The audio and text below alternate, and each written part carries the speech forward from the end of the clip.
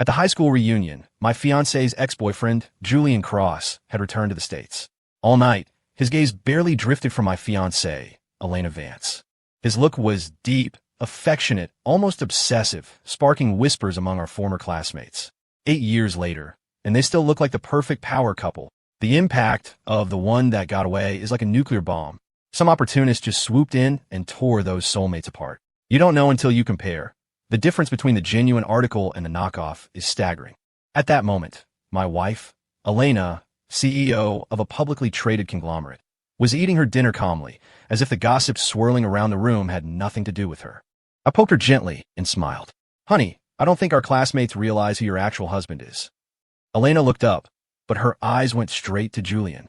Her expression was complicated, a mix of resentment, lingering pain, and something else. Across the table, Julian's eyes were red-rimmed as he locked gazes with her. What a stunning pair of tragic lovers.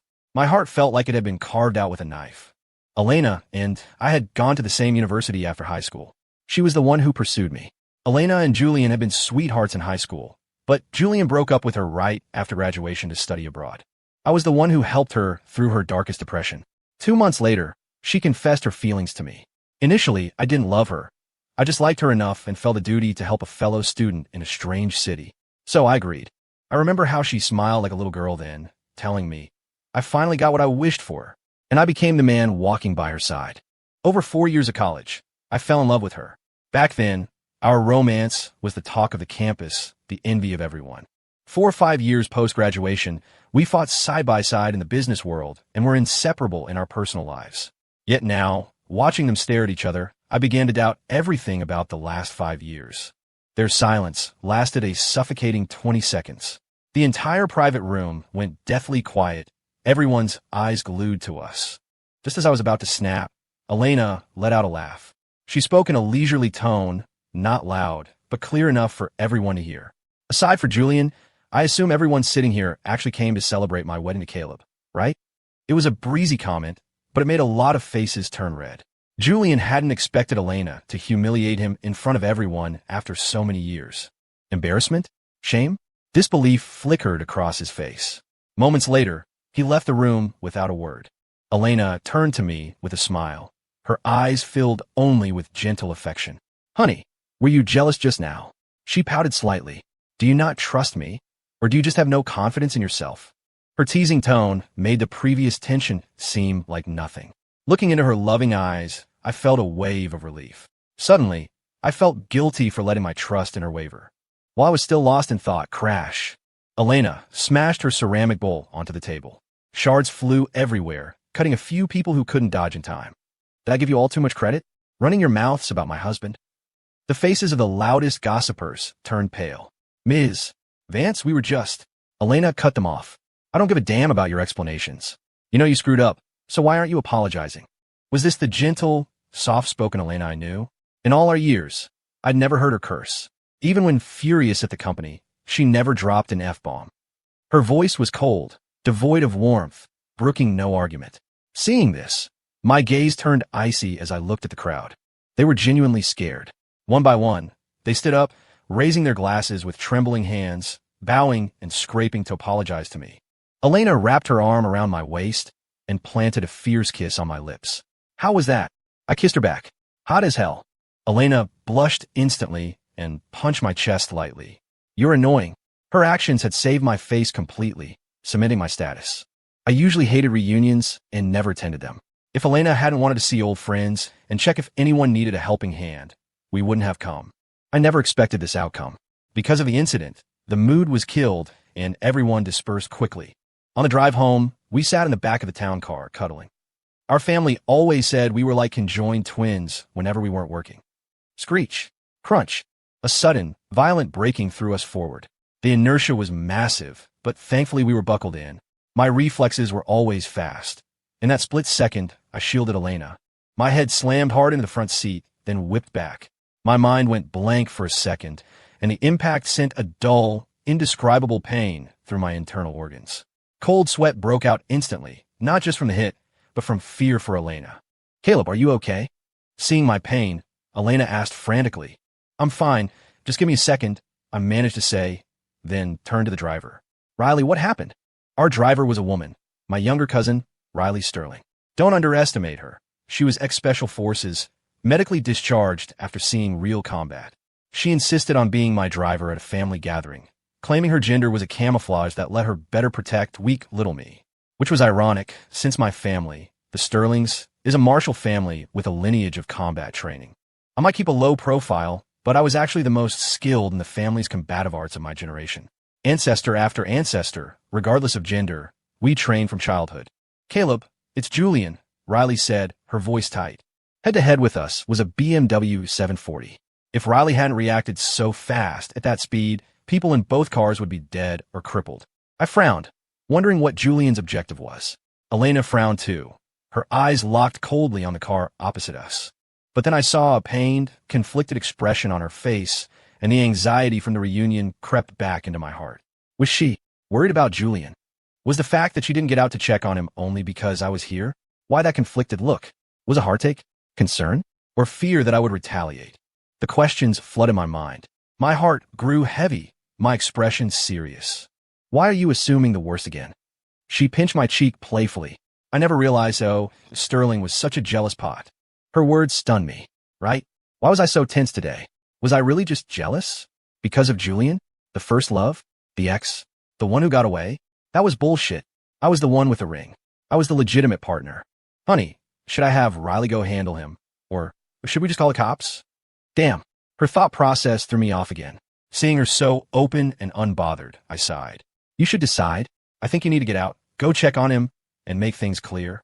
The way he's acting, he won't give up until he sees you. Hearing this, a look of disgust crossed Elena's face. I have nothing to say to him. It ended 5 years ago, and that high school romance was just holding hands. How deep could the feelings be? Oh, someone seemed heartbroken for a long time back then. Gross. Despite her words, she got out of the car. Riley, keep watch. Make sure he doesn't try anything desperate. Got it, Caleb. I doubt he's that stupid, though. Riley opened her door gently, but didn't exit fully, keeping one foot on the pavement, ready to launch into action. Under the streetlights in front of the car, Julian was pulling at Elena. She kept stepping back. Their mouths were moving. It looked like Julian was begging for something. Even though I told her to go, a vague unhappiness settled in my gut. Just as I was zoning out, my phone rang. It was my father. Caleb, when are you coming home? You played around long enough, haven't you? I subconsciously gripped the phone tighter. I hadn't been back to the family estate in 3 years. My father was getting old, supporting the massive family empire alone. He let me be free all these years rather than forcing me to take over early. He also protected my identity well. Outside the family and top executives, few knew I was the heir to the Sterling dynasty. I was the only son. My parents poured everything into me. When I wanted to marry Elena, they weren't thrilled, but they supported me. They investigated her and knew about the childhood sweetheart ex, worrying she couldn't let go of Julian. But I insisted, so they agreed. They knew my temper. Once I made a choice, I stuck to it. However, my father set a condition. He gave me 3 years to help Elena take her company public. And Elena had to agree to share her assets with me unconditionally. If we achieved that, the family would fully accept the marriage and stop interfering. If I couldn't do it, I'd have to obediently accept the family's arranged marriage. The 3 years weren't up yet, but I had already completed the assignment my father gave me. I had always been full of confidence, certain I had pulled it off without a hitch. But man plans and God laughs. Tonight's reunion and the crash had shaken me twice. I felt unsettled, like I'd been shot with an arrow. Dad, just as I was about to answer him, Elena got back in the car. Slam. She shut the door violently. The talk obviously hadn't gone well. Riley had gotten out when I took the call, but now she was back in the driver's seat. Elena said furiously, "That man is infuriating. Riley, drive us home. If he blocks us again, ram him." Riley glanced back at me. I nodded. She hung up the phone for me. Riley revved the engine, swerved around Julian, and drove forward. We were silent the whole way. I didn't ask what happened, and she didn't speak until we arrived. For a while after that, life returned to its busy, calm rhythm. 2 weeks later, Elena dragged me to the mall. I had just come out of the fitting room when I saw Julian pulling at Elena again, shamelessly harassing her. "Elena, I know I was wrong. Please, for the sake of our childhood bond, give me one more chance, okay?" His tone was groveling and pathetic. Elena looked impatient and yanked her hand away. When she saw me come out, she ran over and hid behind me. I looked at the two of them and smiled helplessly. Elena, go pay for the clothes and wait in the car. I'll chat with him. I looked at Julian, whose face had turned an ugly shade of gray. Let's find a place to talk. The mall stairwell was usually empty, except for people sneaking smoke. Without Elena there, Julian's humble act vanished. He walked up to me, eyes glaring viciously. Caleb Sterling, you think you're so special? Elena will only ever be mine. We grew up together. We have a foundation of love. I will win. Suddenly, I found this man hilarious. Julian, some people might actually believe you broke up with Elena to study abroad. But I know a little more than them. You dumped her because you found someone else. Now that you cheated on that girl abroad and couldn't hack it there, you had to crawl back. You see, Elena is successful now, rich and beautiful, and you have a history, so you're stalking her. Do you really think these tactics work? Don't you think you're being pathetic? So what? Even if I didn't want her, she wouldn't settle for you. Julian looked like a street thug now, a rogue, sparking a nameless fire in my gut. Elena might think I had a good temper because I loved her and never got angry, always staying civilized. But my enemies would say I was lethal. Julian, you're digging your own grave.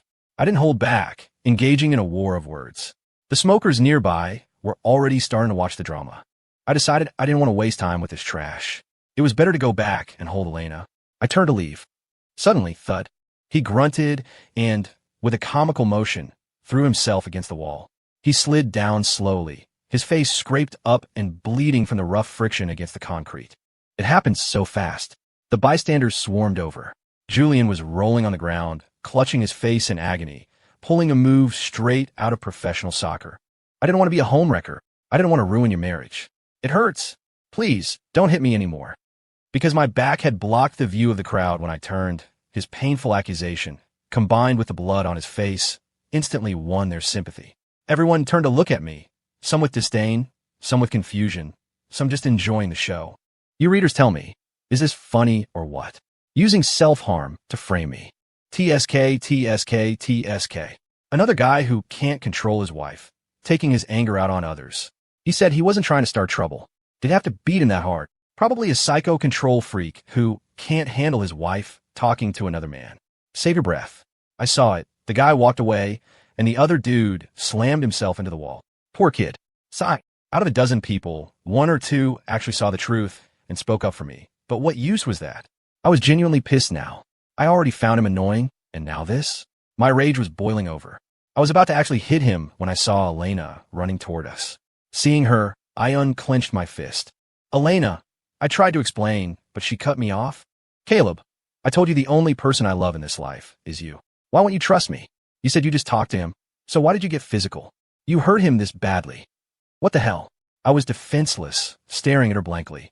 Are you going to start swinging your fists at me next? My mind went blank. Elena's mouth was moving, but I couldn't hear the words. I looked at her in disbelief. The person I'd lived with for 5 years, who told me, I love you every day, wasn't listening to me or trying to figure out the truth. Instead, she immediately launched into a tirade.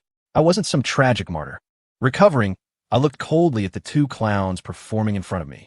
After scolding me, Elena went over to carefully help Julian up, examining his wounds with tender concern. She completely ignored my existence. Under the gaze of the crowd, she supported Julian and walked right past me, leaving me there alone to be pointed at. Suddenly, I noticed a surveillance camera in the corner of the stairwell pointing right at us. I went to the mall security and got the footage. I wasn't going to take the fall for something I didn't do. I ate dinner alone. Elena had taken the car, and I didn't call Riley. I walked home to clear my head. It took 3 hours. I stood at the door, hesitating to open it. Maybe the old man was right to give me 3 years to fall on my face. I opened the door. Inside, Julian was wearing the pajamas Elena had just bought for me that afternoon. He was sitting on the sofa, leaning into Elena's embrace, sobbing like a child. Elena was gently patting his back, whispering comforts. Hearing the door, they both looked at me. Elena looked slightly panicked, guilty conscience. Maybe, during the 3-hour walk, I had thought a lot and understood a lot. Once I let go, nothing mattered anymore.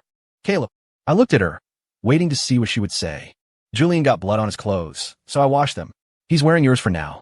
Since you're the one who hurt him this afternoon, I'll buy you new ones tomorrow. Oomph. I gave a cold, single-syllable response. What is wrong with you? You beat someone up, and this is your attitude? No apology? Who are you giving that face to? Her voice grew louder and harsher. She had never treated me like this. It seemed my gut feeling today was right. Bullshit. I'm telling you, I didn't touch him. Not a hair on his head. Believe what you want. He hurt himself to frame me. I roared the words.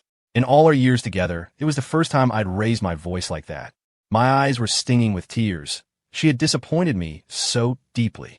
Elena looked at me with equal disappointment. Caleb, when did you become like this? You're acting like a psychopath. If you have a problem, take it out on me. Don't hurt innocent people. Her words were like daggers, each one stabbing me. It hurt. 3 years of high school, 5 years together, 8 years. How many 8 years does a life have? Did she not know me at all? I wanted to give her one last chance. Do you know the facts? Shouldn't you listen to my explanation? Were you there? Did you see it?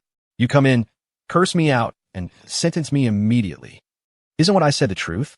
Who in their right mind would brutalize themselves just to frame someone? Hearing that, I didn't want to talk anymore. Reasoning with someone whose brain is compromised is psychological masochism. Although a pity play works on idiots, I honestly don't care. I walked toward the study to pack. I make room for them. We could settle the score later. Elena had never been to my real home. Aside from Riley, she had never met anyone in my family. She only knew Riley as an employee I hired. I sent Riley a text. Riley, come pick me up. I finished the call in front of them. Glanced at them once. Julian started his green tea routine. Elena, don't fight with Mr. Sterling because of me. I don't want to ruin your relationship. I'll leave right now. Don't go. I've been too good to him. I've spoiled him. Listening to them, I chuckled. So you guys are the saints, and I'm the villain? Fuck off. Caleb, go to your room. We'll talk later. Without waiting for my answer, she helped Julian away. I pushed open the study door and started packing my documents and valuables. There wasn't much to pack. A backpack was enough, the biggest item being my 14-inch laptop. While that adulterous pair was in the guest room, I slipped into the master bedroom. It didn't take long. I dumped all my IDs and valuables into the bag. Clothes? I didn't know if they'd been touched, and I felt they were dirty, so I left them. The clothes on my back were enough. I'd buy more later. I waited in the master bedroom for 3 hours. It was past 2 a.m., and she hadn't come back. I guess she was keeping him company in bed. I walked out of the home I had lived in for 2 years. I closed the door gently and stared at it for a few seconds. No reluctance. My family taught us from childhood to be decisive. As an adult, I'd always made decisions that way. Thank God for the old man's condition. Otherwise, I'd be a divorcee. A breakup is cleaner than a divorce. I got into the car and took out my phone. I sent a message to my dad. Dad, you and Mom were right. I'm coming home tomorrow. Watching the home shrink in the rearview mirror, I thought about how I expected to live a happy life there with Elena. I returned to the luxury condo my mom had bought me. Riley stayed in this building when she came to the city for work. The girl kept the place tidy and clean. I sat on the sofa. Riley poured me a cup of tea and sat opposite me. Caleb, is it what you said in the car? You gave everything for Elena, and now she treats you like this? Leaving her is the right move. What about the company? What is there to handle? I don't have shares, no employment contract. I just walk away. Tomorrow, we go home. Okay, I'm going to sleep. I drank the tea and took a hot shower. Today had mentally exhausted me. Damn it. I looked at myself in the mirror and cursed. Caleb, why were you so stupid? I'll be smarter after a good sleep. Ha ha. I laughed at myself loudly. Knock knock. Riley was at the door. Caleb, you okay? I'm fine, Riley. Go to sleep. I'm good. I lay on the bed and fell asleep instantly. I really had worn myself out. Hello, big brother. Riley? Why are you calling me in the middle of the night? Is it an emergency? A groggy voice came from the other end. Brother, Caleb got bullied today. Riley explains everything. We Sterlings can't take this kind of disrespect. The voice on the other end sharpened instantly. Riley, I got it. Keep an eye on Caleb. It's not the right time for us to intervene yet. Once we're sure he has no feelings left for Elena, we strike. How dare they bully a Sterling? The Sterling siblings were tight-knit and fiercely loyal. The next morning, I ate breakfast and sat there in a daze, waiting for time to pass. My flight was in the afternoon. I didn't need to investigate anything. The security footage was enough. I wasn't in a rush to clear my name. Honestly, it didn't matter that much anymore. I kept the video just to prevent them from slandering me later. Maybe someone else filmed it too. If it ended up online, that would save me even more trouble. My phone rang with the special ringtone I set for Elena. She must be angry. Yes, she should be. Before I slept last night, I texted her 2 words. We're done. She probably just saw it. Caleb, what do you mean sending a breakup text? Is this a game? You didn't sleep at home last night. You hurt Julian and left without a word. What kind of trick is this? I found her hilarious. Did you graduate elementary school? You don't understand what we're done means. I shifted on the sofa, getting comfortable for the verbal spar. I'm tired of playing along with you for so many years. I'm breaking up to make room for you too. Why did I sleep here? My fiancé brings another man home, stays in a room with him until past midnight. Was I supposed to stand guard outside? You're cute. You can have the house. I'm giving it to you. Riley and I aren't coming to the company anymore. We never signed contracts, so we're free to go. You never gave me shares. Just treat my work for the last few years as a gift from heaven or something you found on the street. Anyway, we are finished. Ah, a shrill scream pierced the speaker. Stop making a scene. I can explain last night. Come back right now, and I can still forgive you. I listened to that domineering tone. She had never used it on me before. Elena, do you realize how much you've changed since you saw Julian? Think about it. Whatever happens between you and that trash, I don't care. She screamed at me from the other end. Are you crazy? Do you know how hard it was for us to get here? I calmly replied with one word. Moron. Then I hung up. Of course, I hung up after I said my piece. If I let her talk, I'd just get annoyed. That evening, I arrived home at the estate. The old man was waiting for my return. He looked at me, asked nothing, and just said kindly, "Good to have you back." Mom was different. She and my aunts were busy preparing massive tables of food. By dinner, everyone was back, the main line of the family all present. Grandfather spoke first, then Grandma. Feeling the warmth of my family, I teared up. My siblings all knew what happened. Their eyes were murderous. I knew that once I gave the word, the Vance and Cross families would be annihilated. I heard my younger brother and sister whispering about investigating Julian's background. The next day, I followed the old man's arrangement. I went to work at the Sterling Group. He told me to start from the bottom, a trial by fire as a regular employee. He said only by knowing the foundation could I understand the company. I put on a suit and obediently became a corporate drone. I was assigned to the planning department. As soon as I arrived, I was pulled into training. As luck would have it, the very first project partner was Elena's company, the Vance Group. I tried to find excuses to dodge it, but the manager refused. I was honored to be the assistant for the project. I couldn't blame him. Hardly anyone knew about my situation. Caleb, as a new hire, you have a lot to learn. Watch more, listen more, speak less. Take good notes during this collaboration. It will be good for you. What could I do? I didn't have a choice. Arriving at the Vance Group, some people stared at me wide-eyed. Those who knew me nodded in greeting. Elena welcomed us with a radiant smile. It seemed my absence hadn't affected her much. Welcome, team leader Susan. She shook hands warmly. Welcome. When she reached for the second hand and felt a familiarity, she looked up and saw me. She froze like a statue. The smile was stuck on her face. She was shocked, but she recovered quickly, continuing to shake hands with colleagues and introducing the project. Throughout the process, I acted like a rookie, doing my job seriously until the end. She walked us out. Coincidentally, everyone else got in the car first. I was last. Elena grabbed me, so I had to signal the others to leave without me. Elena dragged me to her office, glaring at me furiously. Caleb, that's enough. Did you come here today just to spy on the project and sabotage the deal? Is it necessary to use business as revenge? I looked at her arrogant face. It was funny. I'd never seen this side of her before. If she knew the company she was desperate to partner with was mine, and that I could kill this deal with a single sentence, I wondered what expression she'd wear for my amusement. I finally realized how fake, cold, and promiscuous this woman was. I kept it professional. Ms. Vance, I think you misunderstand. I'm here for work. I have professional ethics. I told you before, we are done. I didn't want to see you either. This is business. I had no choice. She stared at me for a few seconds, then laughed. Ha ha ha, you're killing me. Don't you think you're a joke? You were second in command here, and now you left me to be a low-level clerk? Isn't that pathetic? I'm telling you clearly. If you come back now, I can overlook the past. Wait too long, and I won't want you anymore. I really wanted to slap her, but I held back. Thanks, Ms. Vance, but I'm doing great. No thanks. You don't need to act charitable. It's comical. Aside from work, we have no relationship. Please don't flatter yourself. I turned to leave. The door opened from the outside. Elena. It was Julian carrying a takeout bag, bringing her lunch. Seeing me, he sneered with triumph and a hint of provocation. Long time no see, Mr. Sterling. Join us for a bite. Hey, no thanks. I prefer to eat clean food.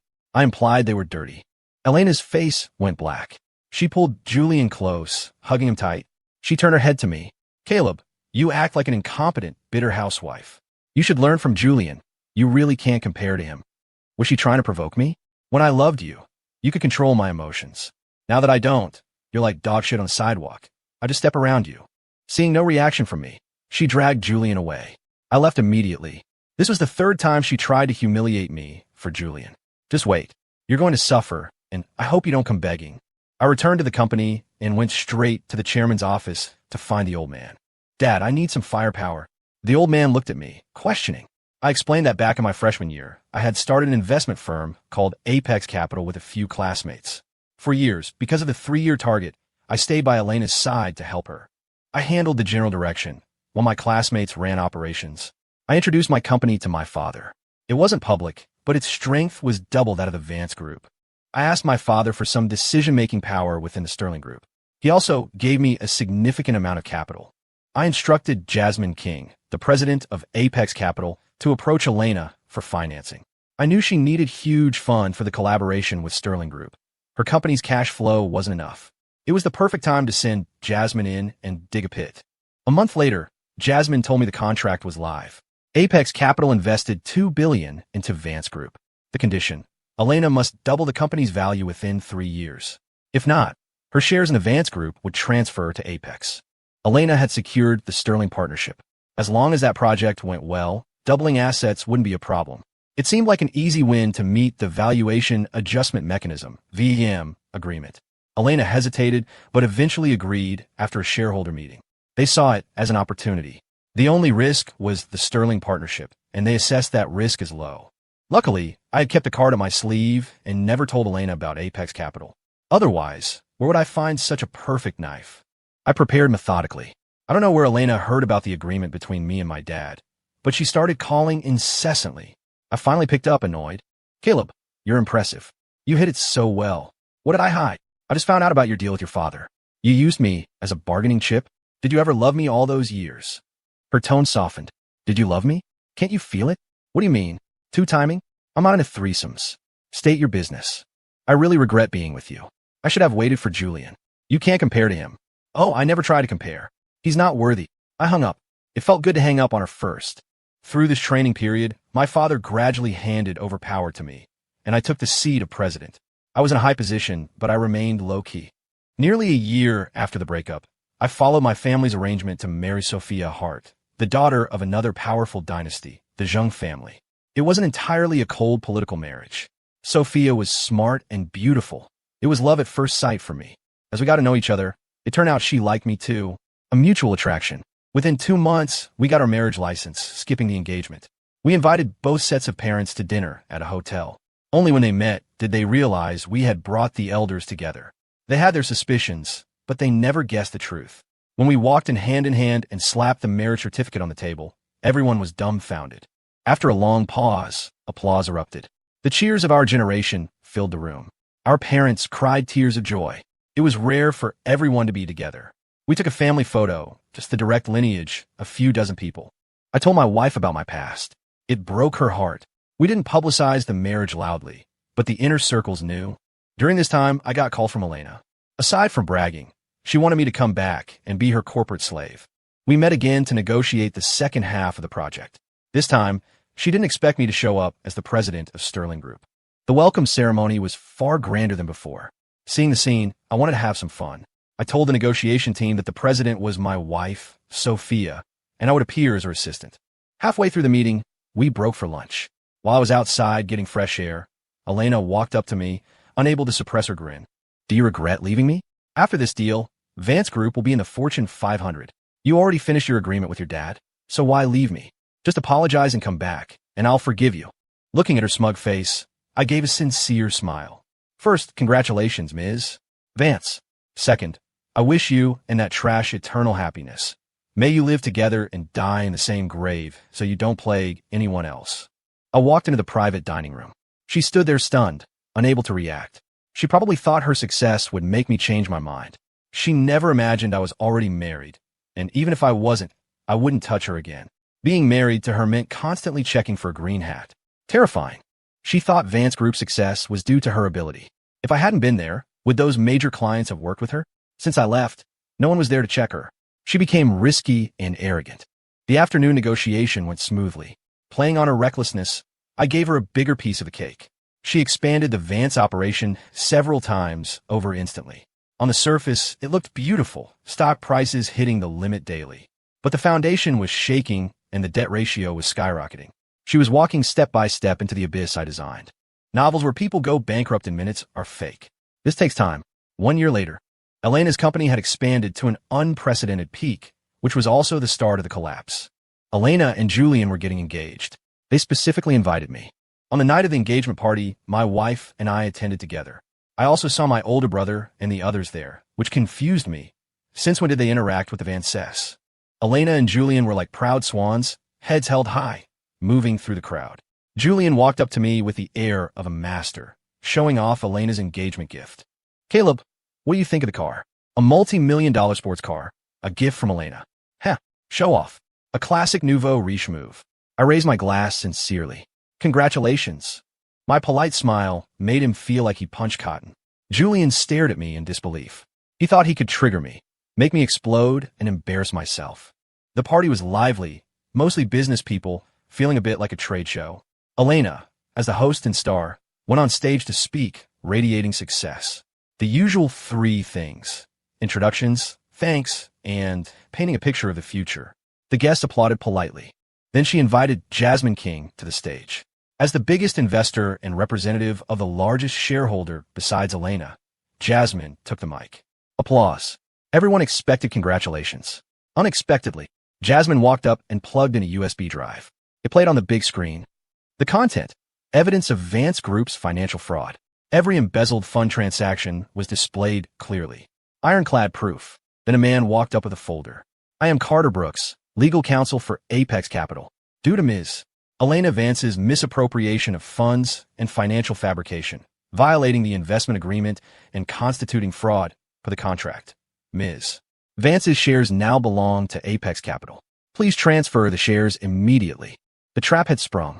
I let you swell, let you stand at the peak, just to make the fall harder. I am the Reaper. The crowd was stunned. Elena collapsed onto the floor. Her face was pale, eyes lifeless.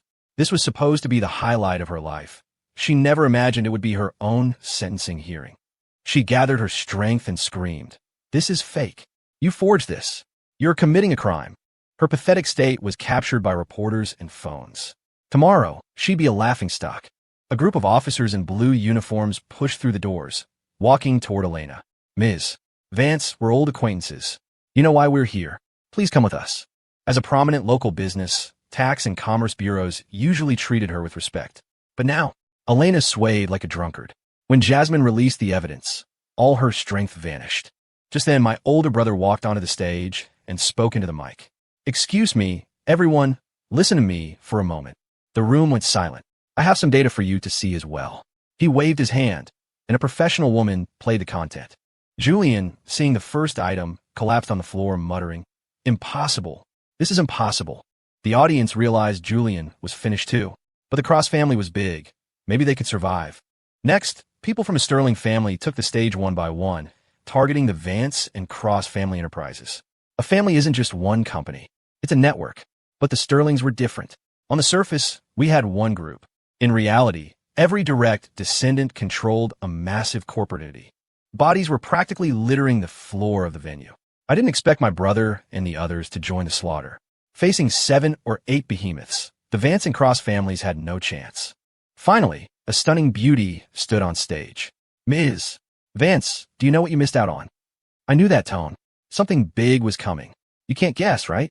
Oh, by the way, let me introduce myself. Caleb Sterling is my husband. Critical Hit 1. Apex Capital belongs to Caleb. Critical Hit 2. The Jung Group belongs to me. Critical Hit 3. Combining these, everyone in the room understood. No wonder the Jung Group struck the hardest earlier. They were husband and wife. Next, please watch the big screen. The screen showed the surveillance footage of Julian hitting the wall himself. Critical Hit 4. Elena. Oh, Elena. Let me tell you, every group represented on this stage belongs to our Sterling family. Is that a big enough surprise? You ignored the banquet to chew on tree bark? Are your teeth that good? Or are you just suicidal? My wife leaned into Elena's ear and whispered, if this were ancient times, the Sterling family would have exterminated your entire bloodline. Lucky for you, it's modern times, or none of you would survive. Elena screamed in terror. You are a bunch of lunatics. Ha ha, the Sterlings are the crazy ones. I'm actually quite gentle. I had to admit, my wife was an expert at psychological destruction. Psychology degree coming in handy. Caleb, why are you doing this to me? No reason. I'm not bored enough to play games with you. I just did it for closure. I couldn't swallow the insult from back then. I walked over slowly, looking down at her. You haven't forgotten, have you? One minute you claimed to love me. The next minute you accused me, framed me, and abandoned me for that piece of trash. Where did you place me? You remember what you promised me? If you didn't love me, we could have just separated. But without my consent, you brought that dog into my home, let him wear my clothes, use my things, and sleep with my fiancée. Later, you embezzled the money I invested to buy him things and mocked me for being useless. Fuck you. Did I force you to do any of that? I'm telling you, if it wasn't for me, that broken company you inherited would have gone bankrupt years ago. Blame me? Do you have the right? Even after we broke up, I gave you projects and capital. And look what you did. It's not that I'm nothing without you. It's that you are nothing without me. With the resources I gave you, a pig could have succeeded if it didn't self-destruct. I'm done. I took my wife's hand and left the banquet. Elena went to prison for massive financial fraud and embezzlement. Julian was taken in for investigation as an accomplice. They found even bigger problems with him, and he was sentenced to 30 years. That night, I became a legend. Once the news got out, Apex Capital's operation became a classic case study in the investment world. Story complete.